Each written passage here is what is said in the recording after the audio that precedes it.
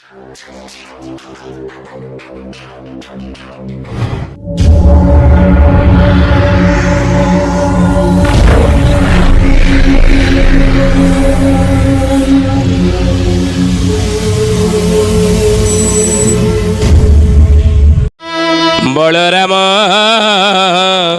नमो नमः। बोलिए महापुरुष अच्युतानंद जी की शुद्धि जानी ज्ञानी गुणी मंडली। आज अध्याय आलोचना को आपण मानक स्वागत जनाऊँ। आज मालिका वचन आलोचना आम आलोचना करने जाऊे। हे ज्ञानी गुणी मंडली, ये किछि दिन तले आपण माने जानी थिबे अयोध्या रे राम मंदिर आज पूर्णांग ही प्रभु राम लालांकर विग्रह प्रतिष्ठा सरी। अनेक प्रश्न कले ई विषय पंचसखा माने तंग मालिका शास्त्र किछि लिखिछन्ति कि हाँ करिथिले। महापुरुष लिखिले, अच्युतानंद महापुरुष कौन कहले कहले बाबू रे कालचक्र रही शून्य फेरुथिब, सात खंड ग्राम खंडीय होइब निष्ठा वचन मोहर। बुझिले तेणु से कहले 14 काल फिरे, चारि दिगरे काल फेरिब। आ काल फेरले कौन हम संसार रे दुनिया रे कौन हम ना सूरदास कहउचनि ग्रंथ सूरसागरी अकाल मृत्यु जगमाही व्यापे प्रजा बहुत मरे। सूरदास कहले मोर अकाट्य वचन जे सेतबेले संसार अकाल मृत्यु जगमाही व्यापे। अकाल मृत्यु ये जगत रे जोरे देखा देव। अकाल मृत्यु काल पुरी नथिब, समय ही नथिब, बयस ही नथिब, अकाल मृत्यु देखा देव संसार बहुत विभिन्न प्रकार बाटेरे। प्राकृतिक विपर्य आकार हेउ बा दैवी दुर्विपाक द्वारा हेउ बा रोग व्याधि फल हेउ बा युद्धर घनघटा जोगु हूँ, यही विभिन्न बाटरे विभिन्न भाव अकाल मृत्यु जगमाही व्यापे प्रजा बहुत मरी। अकाल मृत्यु जोर देखा देव। आउ सूरदास कहउचंदी दुष्ट दुष्ट को ऐसे काटे जैसे काटे जली। दुष्ट दुष्ट को इमिति काटिबे काठ जलिला परी परिस्थिति सृष्टि आप देखिए। अयोध्या रे महापुरुष सही कथा कहले, अयोध्या रे लागी थिब युद्ध नरगला, अमराधी वट तले लागी थिब लीला। राम मंदिर निर्माण जहा हो सूरदास कही भविष्यवाणी आगामी समय रे राम राज्यर प्रतिष्ठा हेब। भारत विश्व दरबार जगत गुरु आख्या पाइब, सोनार चिड़ियार देश रूपे परिगणित हे। सूरदास कहउचंती पृथ्वी ध्वंस हेब नाही। बोलिए महापुरुष अच्युतानंद जी की शुद्धि यानी ज्ञानी गुणी मंडली। सूरदास कहउचंती या परे सहस्र वर्ष तक सतयुग बीते, धर्म की बेल बढ़े। सहस्र कहले 1000 वर्ष पर्यंत सत्ययुगर वातावरण सारा संसार सृष्टि हेब। जो महापुरुष ये भवरोगर निरूपण कले सही महापुरुष पंचसखा माने पुणी भवरोग को औषध मध्य बतई दी जाइछन्ति। भवरोगर निरूपण करिछन्ति, पुणी भवरोगर निदान विषय मध्य कहिछन्ति। निदान कण निरूपण कले, निदान कहिले कण या पर कहउछन्ति जे सहस्र वर्ष तक सतयुग बीते, धर्म की बेल बढ़े। स्वर्ण फल बन पृथ्वी पर फुले, सुख की दिशा फेरे। सूरदास कहले पुणी सुख की दिशा फेरे, अर्थात पुणी लोक मानक पे सुख आसीबो, सुखर वातावरण सृष्टि हेबो, पृथ्वी शस्य श्यामला हेबो, ठीक इंद्र ठीक समय वृष्टि करिवे। चारिआडे देखिए परस्पर भितर स्नेह प्रेम आदर भल पाइबा पुणी आगू बढ़िबो। कई आउ स्वार्थी हेबे नहीं, परमार्थ चिंता नहीं बंचिबे। आउ कई निज पई ने जगतर हित संसार हित दुनियार मंगल कथा चिंता करिवे। कि कहा प्रति हिंसा भाव आनिबे नहीं। ये समय आसीबो ମିଛ କହିବେ ନାହିଁ, ଅସତ୍ୟ ପଥରେ ଯିବେ ନାହିଁ, ରାତି ପାଇଲା ବେଳକୁ ଚାହିଁବାକୁ ଇଚ୍ଛା କରୁଥିଲେ ମଧ୍ୟ ମିଛ କହିବେ ନାହିଁ। ତେଣୁ ସୂରଦାସ କହୁଛନ୍ତି ଯେ ସ୍ୱର୍ଣ୍ଣ ଭଲ୍ ବନ୍ ପୃଥ୍ୱୀ પર ଫୁଲେ ସୁଖ କି ଦିଶା ଫିରେ ସୂରଦାସ ଇଏ ହରି କି ଲୀଳା ଡାରେ ନାହିଁ ଟରେ। ଇଏ ହରିଙ୍କର ଲୀଳା ଆଗରୁ ବିଧି ନିର୍ଦ୍ଦିଷ୍ଟ, ଆଗକୁ କେହି ଟାଳି ପାରିବେ ନାହିଁ। କିନ୍ତୁ ଇ ସମୟରେ ଅକାଳ ମୃତ୍ୟୁ ଜୋରରେ ଦେଖାଦେବ। ଯେତେବେଳେ ଦେଖିବ, ଆପଣ ଦେଖୁନାହାନ୍ତି ଯେବେଠାରୁ ରାମ ମନ୍ଦିର ପ୍ରତିଷ୍ଠା ହେଇ ରାମଲାଲାଙ୍କର ବିଗ୍ରହ ପ୍ରତିଷ୍ଠା ହେଇଛି, ସେବେଠାରୁ ଆପଣ ଦେଖିବେ ଋତୁଚକ୍ରର କି ପରିବର୍ତ୍ତନ। ଲେଖିଥିଲେ ଅଚ୍ୟୁତାନନ୍ଦ, ଅମରାଧି ବଟ ତଳେ ଲାଗିଥିବ ଲୀଳା। ସେ ସମୟରେ ଅମରାଧି କହିଲେ କ'ଣ ଛତିଆ ଦ୍ୱିତୀୟ ଅମରାବତୀ କଟକ, ସେଇ ବଟ ତଳେ ଲୀଳା ଲାଗିବ ପ୍ରଭୁଙ୍କର। ଆଉ ସେ ସମୟରେ କୋହୁ କଦି ଶିବ ମହି କଳା ପଡ଼ି ଯିବ ବାବୁ, କଳା ପଡ଼ି ଯିବ ଅମର ଗଣକ ଧାଡ଼ି ମର୍ତ୍ତ୍ୟକୁ ଲାଗିବ ବାବୁ, ମର୍ତ୍ତ୍ୟକୁ ଲାଗିବ କୁହୁକ ଦିଶିବ ମହି କଳା ପଡ଼ିଯିବ।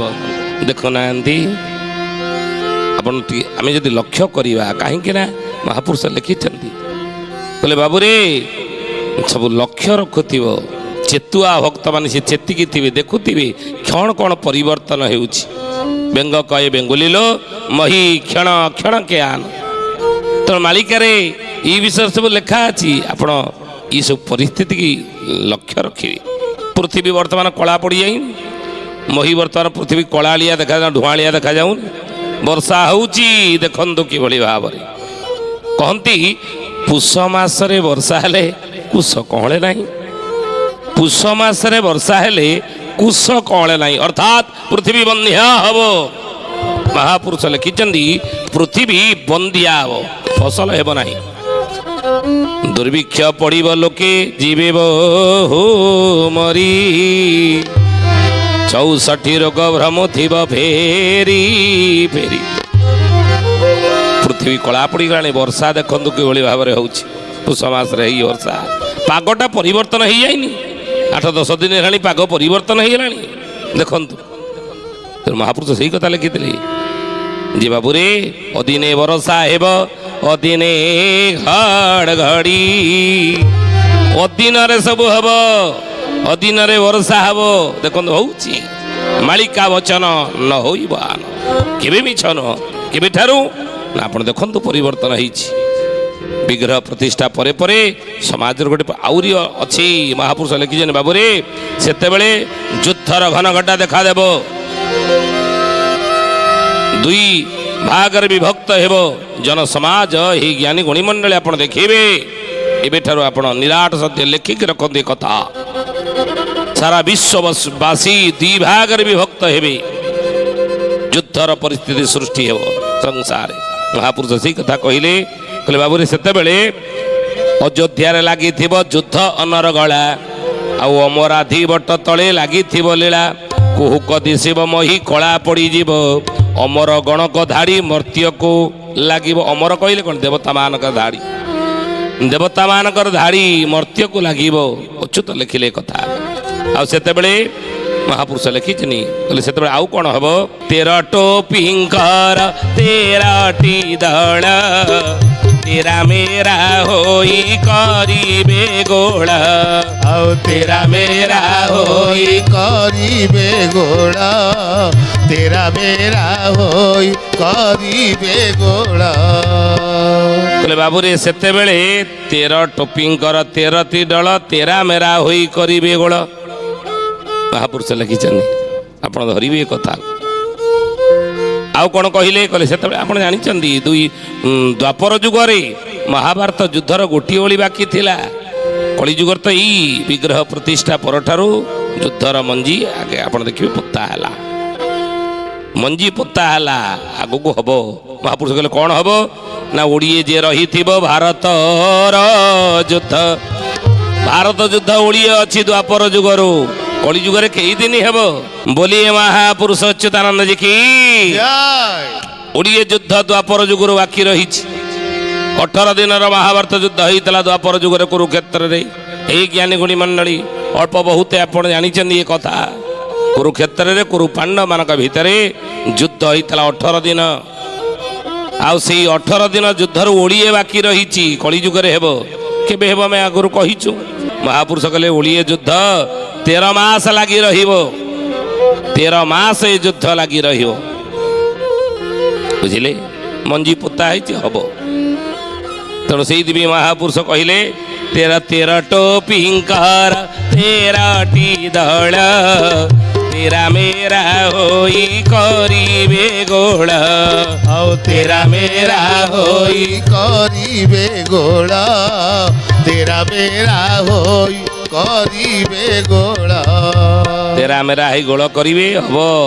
ରାଜନୀତି ସ୍ତରରେ ବିରାଟ ହବ, ଗଣ୍ଡଗୋଳ ହବ।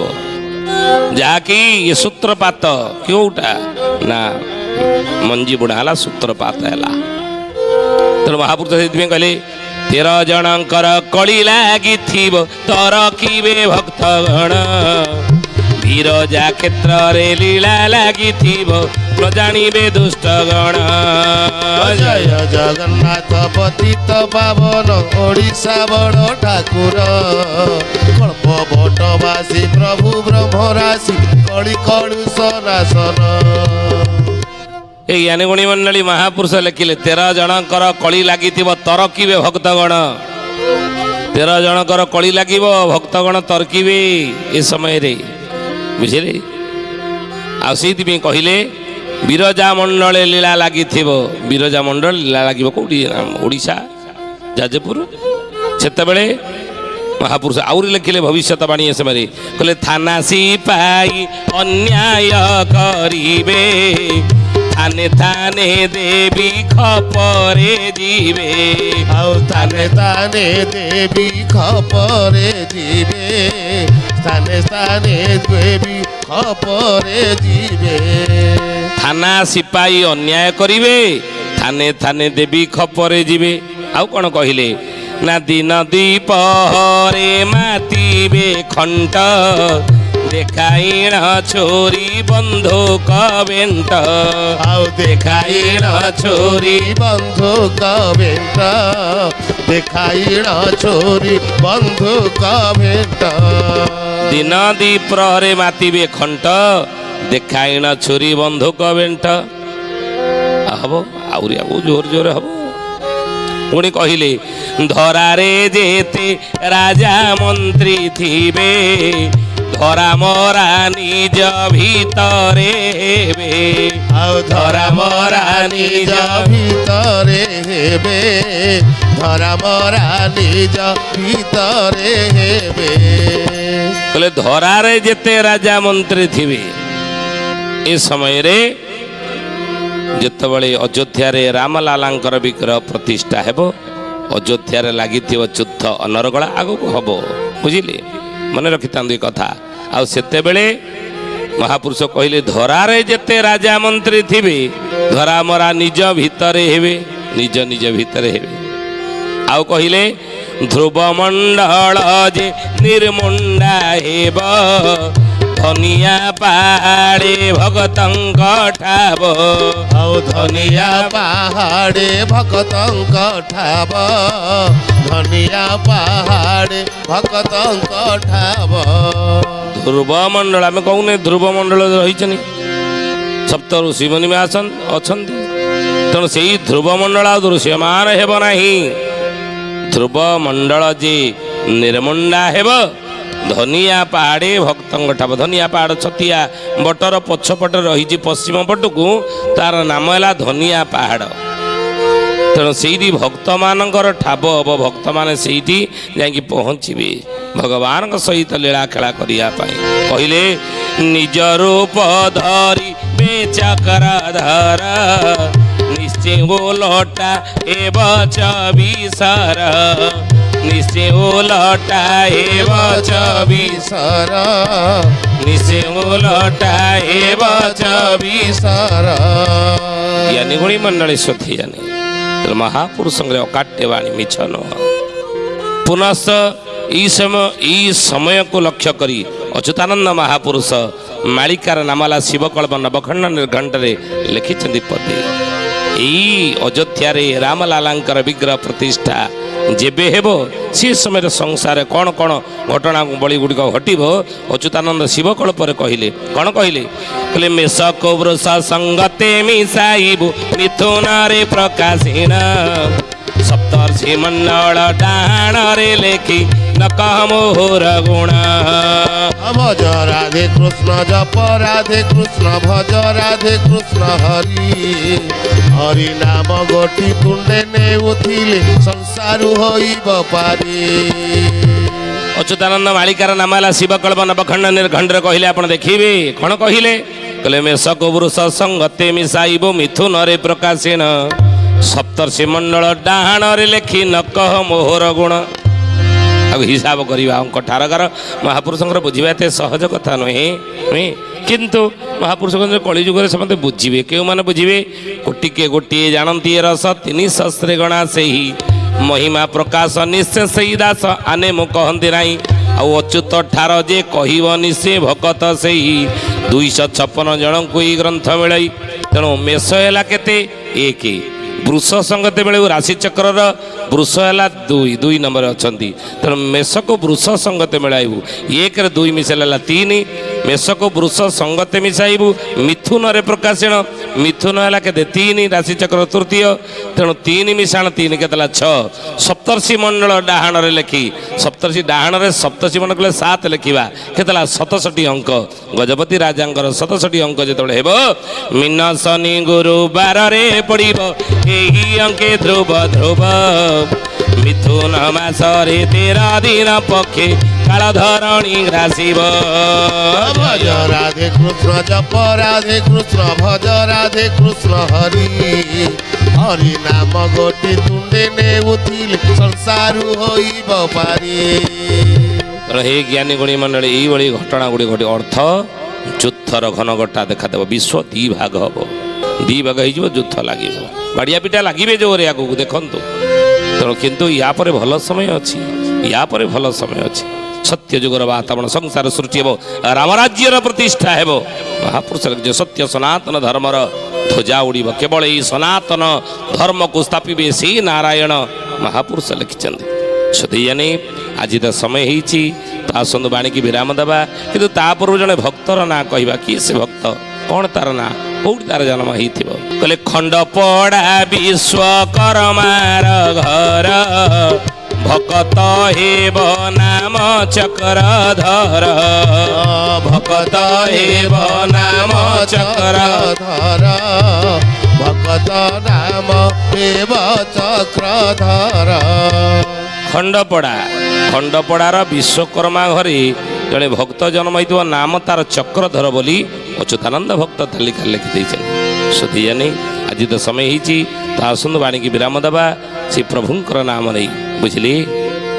ଜଗନ୍ନାଥ ଜଗନ୍ନାଥ ଜଗନ୍ନାଥ ପାହି ମାମ୍ ଜଗନ୍ନାଥ ଜଗନ୍ନାଥ ଜଗନ୍ନାଥ ରକ୍ଷ ମାମ୍ জগন্নাথ জগন্নাথ জগন্নাথ পাহি মাম জগন্নাথ জগন্নাথ জগন্নাଥ ରକ୍ଷମା।